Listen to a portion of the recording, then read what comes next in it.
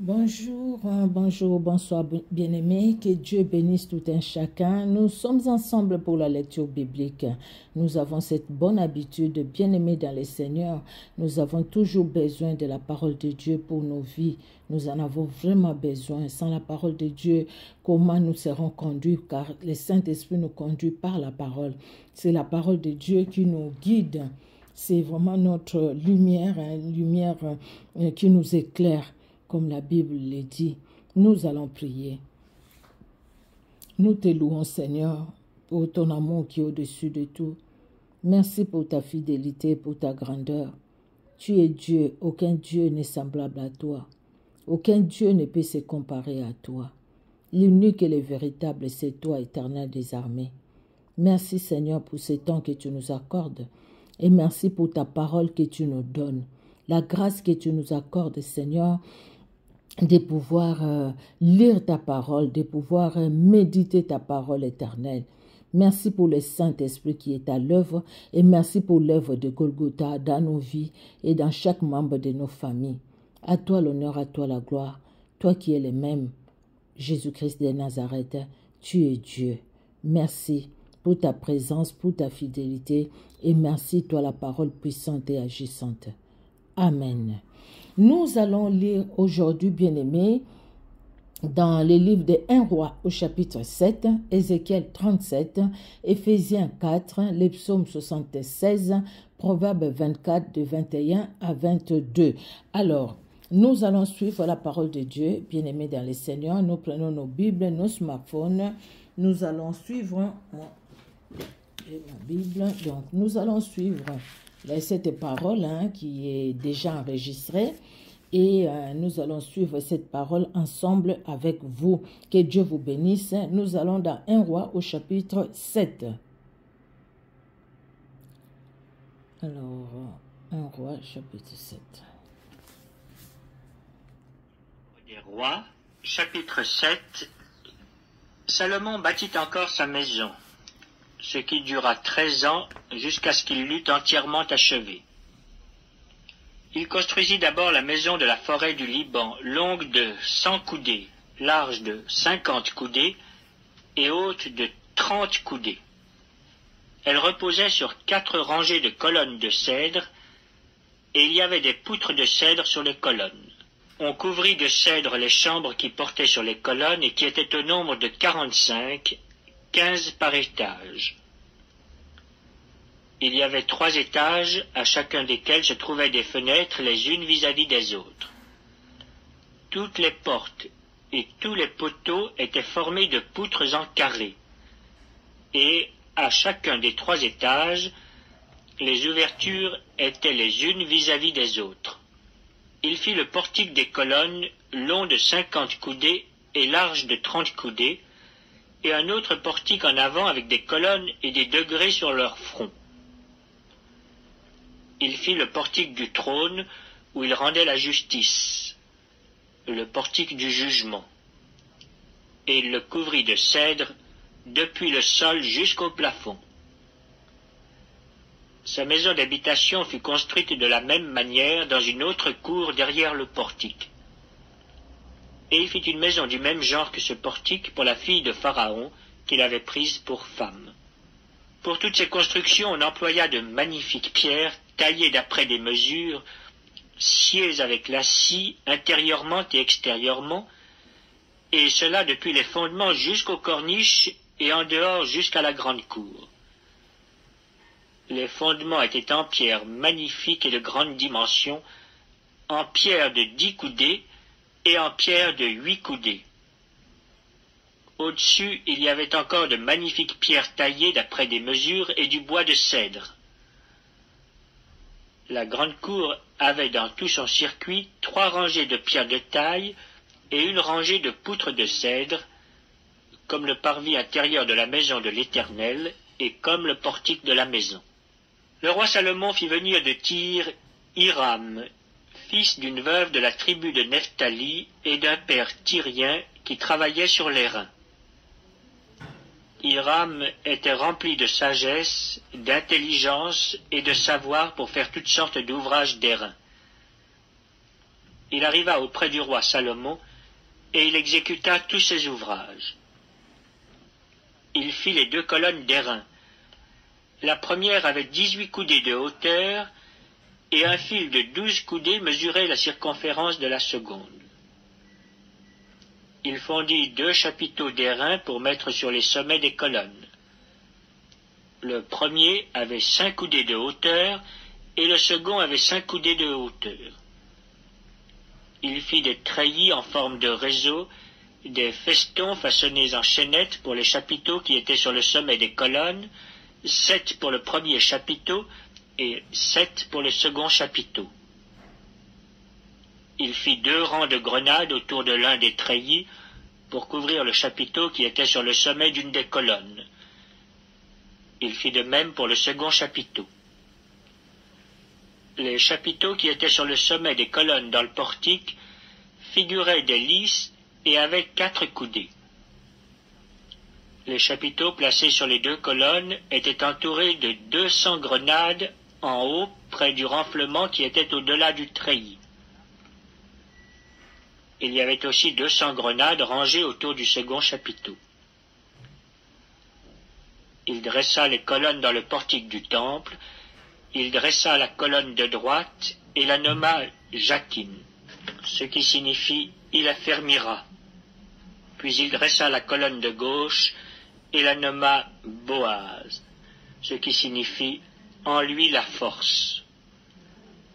Il y avait sur le sommet des colonnes un travail figurant des lys. Ainsi fut achevé l'ouvrage des colonnes. Il fit la mer de fonte. Elle avait 10 coudées d'un bord à l'autre, une forme entièrement ronde, 5 coudées de hauteur et une circonférence que mesurait un cordon de 30 coudées.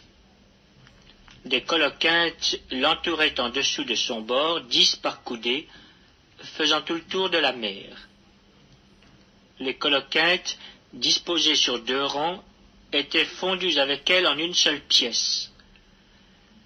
Elle était posée sur 12 bœufs, dont 3 tournés vers le nord, 3 tournés vers l'occident, 3 tournés vers le midi et 3 tournés vers l'orient. La mer était sur eux, et toute la partie postérieure de leur corps était en dedans. Son épaisseur était d'une palme, et son bord, semblable au bord d'une coupe, était façonnée en fleurs de lys. Elle contenait 2000 battes. Il fit les 10 bases d'airain. Chacune avait 4 coudées de longueur, 4 coudées de largeur et 3 coudées de hauteur. Voici en quoi consistaient ces bases. Elles étaient formées de panneaux liés aux coins par des montants. Sur les panneaux qui étaient entre les montants, il y avait des lions, des bœufs et des chérubins. Et sur les montants, au-dessus comme au-dessous des lions et des bœufs, il y avait des ornements qui pendaient en festons. Chaque base avait 4 roues d'airain avec des essieux d'airain. Et aux 4 angles étaient des consoles de fonte au-dessous du bassin et au-delà des festons. Le couronnement de la base offrait à son intérieur une ouverture avec un prolongement d'une coudée vers le haut. Cette ouverture était ronde, comme pour les ouvrages de ce genre, et elle avait une coudée et demie de largeur. Il s'y trouvait aussi des sculptures. Les panneaux étaient carrés et non arrondis. Les 4 roues étaient sous les panneaux et les essieux des roues fixés à la base. Chacune avait une coudée et demie de hauteur. Les roues étaient faites comme celles d'un char, leurs essieux, leurs jantes, leurs raies et leurs moyeux, tout était de fonte. Il y avait aux 4 angles de chaque base 4 consoles d'une même pièce que la base. La partie supérieure de la base se terminait par un cercle d'une demi-coudée de hauteur, et elle avait ses appuis et ses panneaux de la même pièce. Il grava sur les plaques des appuis et sur les panneaux des chérubins, des lions et des palmes selon les espaces libres, et les guirlandes tout autour. C'est ainsi qu'il fit les 10 bases. La fonte, la mesure et la forme étaient les mêmes pour toutes. Il fit 10 bassins d'airain. Chaque bassin contenait 40 battes, chaque bassin avait 4 coudées, chaque bassin était sur l'une des 10 bases. Il plaça 5 bases sur le côté droit de la maison et 5 bases sur le côté gauche de la maison. Et il plaça la mer du côté droit de la maison au sud-est. Hiram fit les cendriers, les pelles et les coupes. Ainsi, Hiram acheva tout l'ouvrage que le roi Salomon lui fit faire pour la maison de l'Éternel. 2 colonnes avec les 2 chapiteaux et leurs bourrelets sur le sommet des colonnes, les 2 treillis pour couvrir les 2 bourrelets des chapiteaux sur le sommet des colonnes, les 400 grenades pour les 2 treillis, 2 rangées de grenades par treillis pour couvrir les 2 bourrelets des chapiteaux sur le sommet des colonnes, les 10 bases et les 10 bassins sur les bases, la mer et les 12 bœufs sous la mer, les cendriers, les pelles et les coupes. Tous ces ustensiles que le roi Salomon fit faire à Hiram pour la maison de l'Éternel étaient d'airain poli. Le roi les fit fondre dans la plaine du Jourdain dans un sol argileux entre Sukkot et Tsartan. Salomon laissa tous ces ustensiles sans vérifier le poids de l'airain, parce qu'ils étaient en très grande quantité. Salomon fit encore tous les autres ustensiles pour la maison de l'Éternel, l'autel d'or, la table d'or sur laquelle on mettait les pains de proposition, les chandeliers d'or pur, 5 à droite et 5 à gauche devant le sanctuaire, avec les fleurs, les lampes et les mouchettes d'or, les bassins, les couteaux, les coupes, les tasses et les brasiers d'or pur, et les gonds d'or pur pour la porte de l'intérieur de la maison à l'entrée du lieu très saint, et pour la porte de la maison à l'entrée du temple. Ainsi fut achevé tout l'ouvrage que le roi Salomon fit pour la maison de l'Éternel. Puis il apporta l'argent, l'or et les ustensiles que David, son père, avait consacrés, et il les mit dans les trésors de la maison de l'Éternel. Alléluia. Merci Seigneur Jésus-Christ pour ta parole. Nous passons, bien-aimés, à la deuxième lecture. Ézéchiel chapitre 37. Ézéchiel 37. Nous y allons. On voit Ézéchiel. Voilà, chapitre 37. Ézéchiel chapitre 37. Nous suivons, bien-aimés, la lecture biblique.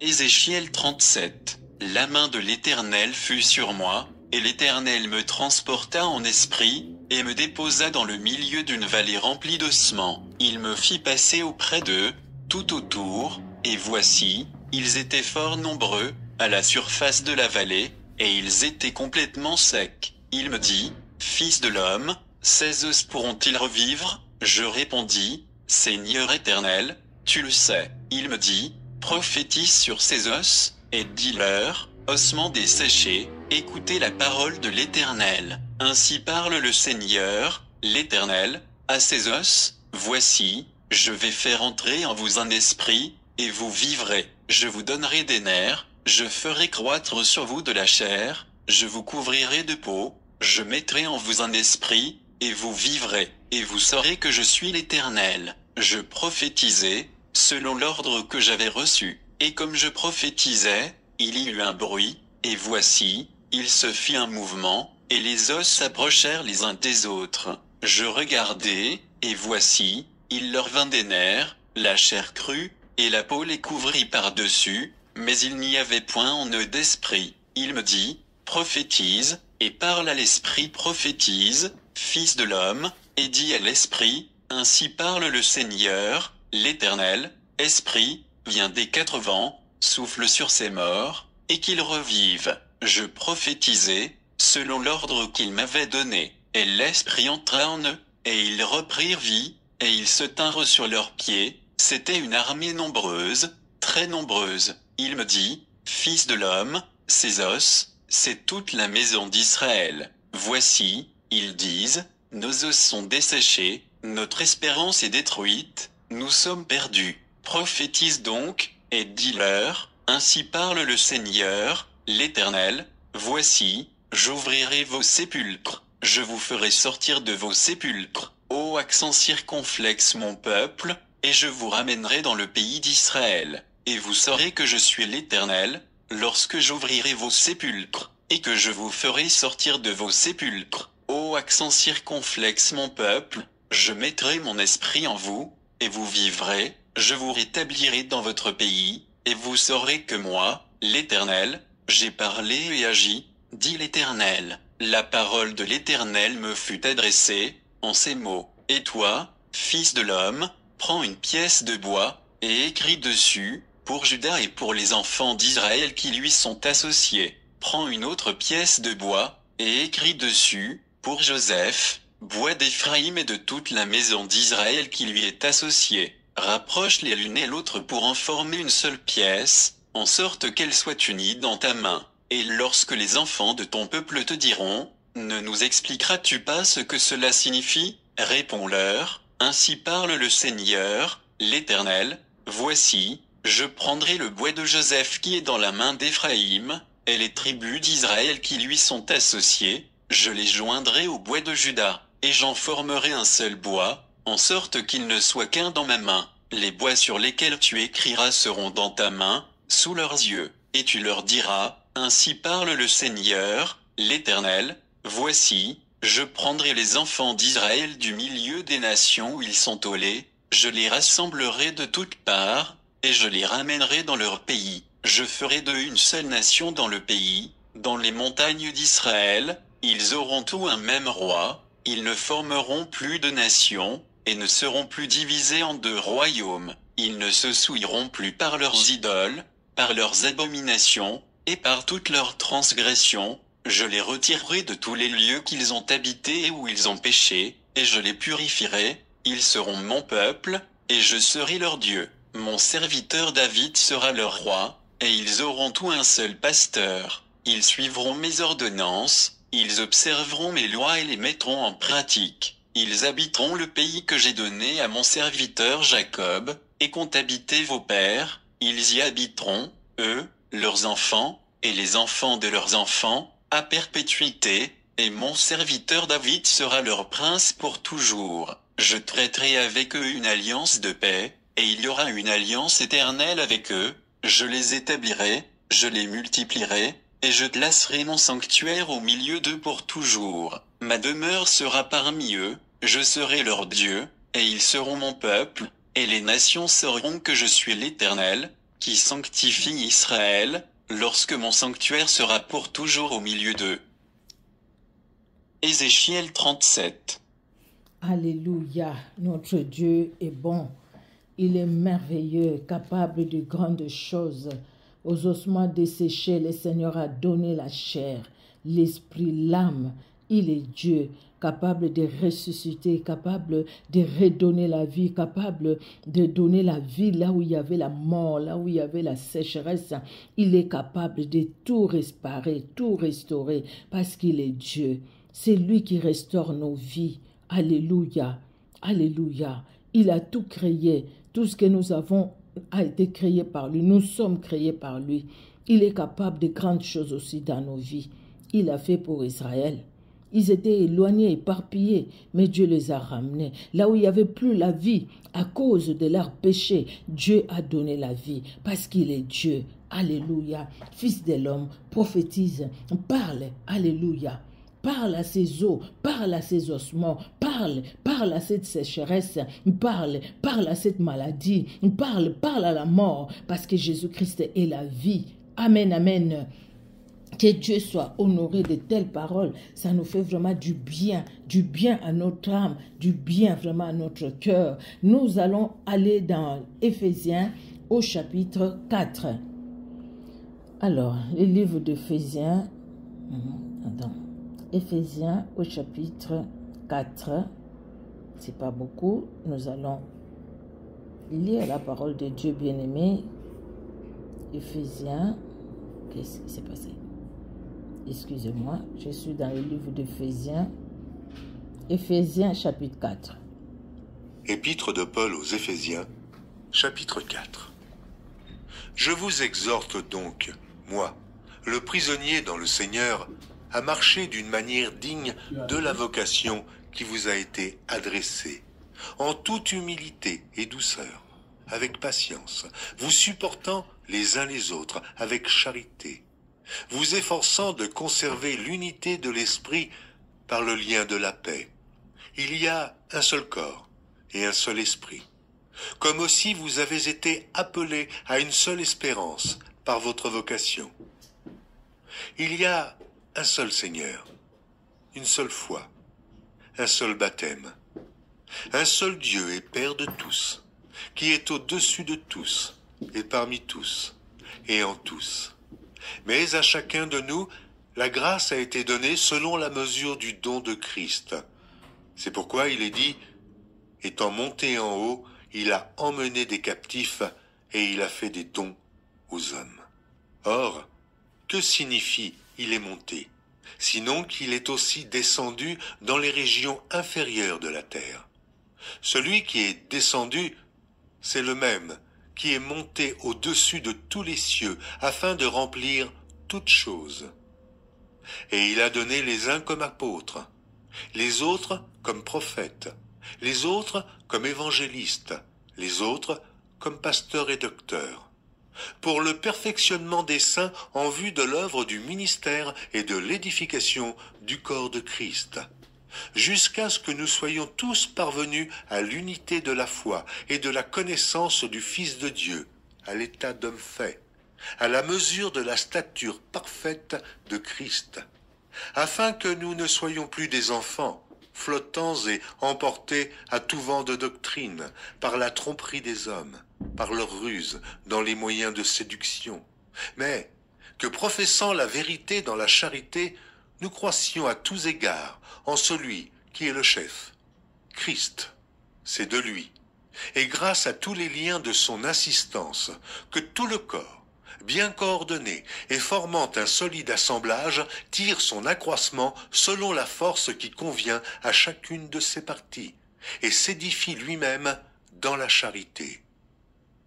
Voici donc ce que je dis, et ce que je déclare dans le Seigneur. C'est que vous ne devez plus marcher comme les païens, qui marchent selon la vanité de leurs pensées.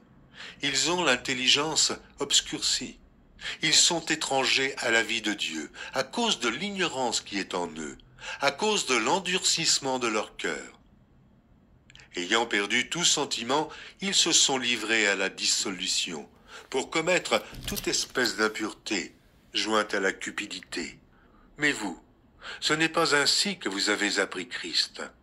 Si du moins vous l'avez entendu, et si, conformément à la vérité qui est en Jésus, c'est en lui, que vous avez été instruits à vous dépouiller, eu égard à votre vie passée, du vieil homme qui se corrompt par les convoitises trompeuses, à être renouvelé dans l'esprit de votre intelligence, et à revêtir l'homme nouveau, créé selon Dieu, dans une justice et une sainteté que produit la vérité. C'est pourquoi renoncez aux mensonges, et que chacun de vous parle selon la vérité à son prochain, car nous sommes membres les uns des autres. Si vous vous mettez en colère, ne péchez point, que le soleil ne se couche pas sur votre colère, et ne donnez pas accès au diable. Que celui qui dérobait ne dérobe plus, mais plutôt qu'il travaille en faisant de ses mains ce qui est bien, pour avoir de quoi donner à celui qui est dans le besoin.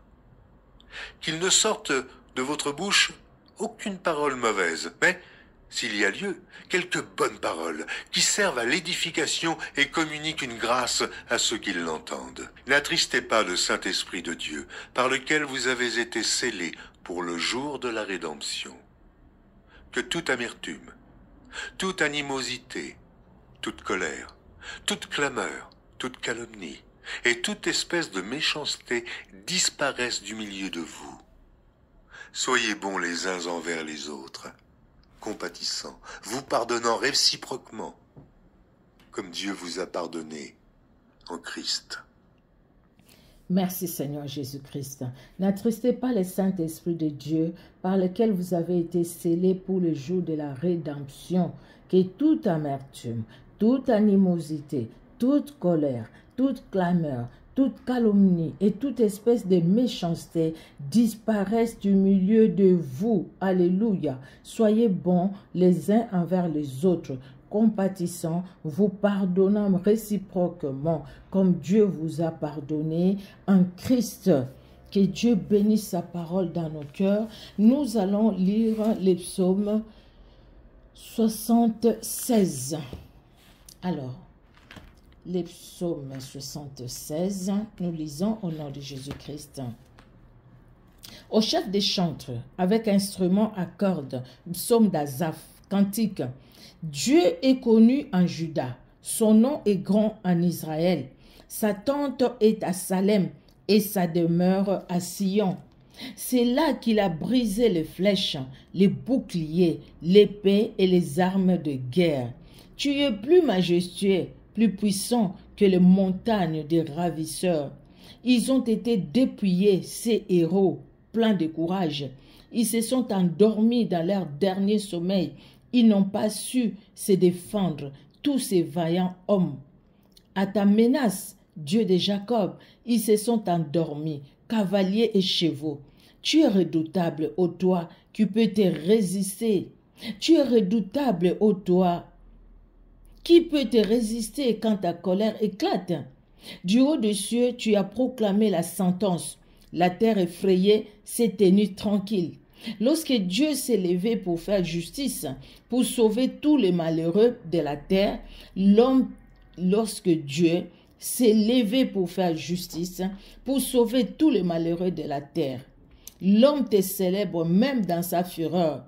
Quand tu t'es réveillé de tout ton courroux, faites des vœux à l'Éternel, votre Dieu, et accomplissez-le, que tout ce qui l'environne apporte des dons au Dieu terrible.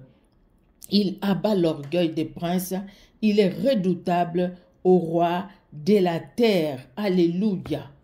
Il est Dieu, il est redoutable. Alléluia. Ta menace, Dieu de Jacob, ils se sont endormis, cavaliers et chevaux.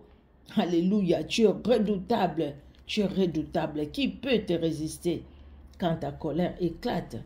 Qui peut résister à la puissance de notre Dieu? Qui peut résister? Jésus-Christ est Seigneur. Il est au-dessus de tout. Alléluia. Nous allons finir par le livre de Proverbes 24, 21 à 22. 24, 21 à 22.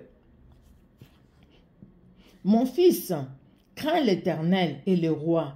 Ne te mêle pas avec les hommes remuants. Ne te mêle pas avec les hommes remuants, car soudain leur ruine surgira. Et qui connaît les châtiments des uns et des autres?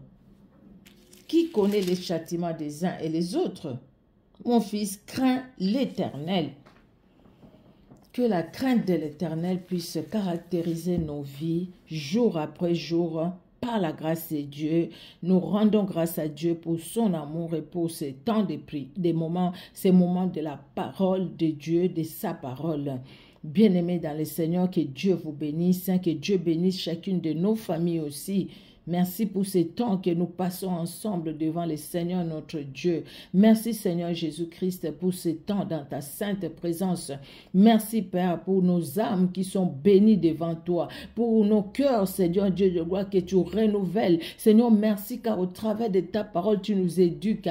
Tu nous montres aussi ta puissance et ta grandeur. C'est celui que tu es et ce que tu as, éternel Dieu de gloire. Nous le découvrons au travers de ta parole par le Saint-Esprit. Merci encore de bénir nos cœurs et merci de bénir, Seigneur, ces moments, ces paroles dans nos cœurs et les prochains moments, Seigneur, que nous allons encore nous retrouver ensemble pour refaire la lecture biblique. Merci, que l'honneur et la gloire montent à toi. Merci pour nos bien-aimés qui suivent sur Facebook et merci pour nos bien-aimés qui suivent sur YouTube. Bénis tout un chacun dans le nom puissant de Jésus-Christ. Amen. Amen, amen, amen. Que Dieu vous bénisse. Au revoir.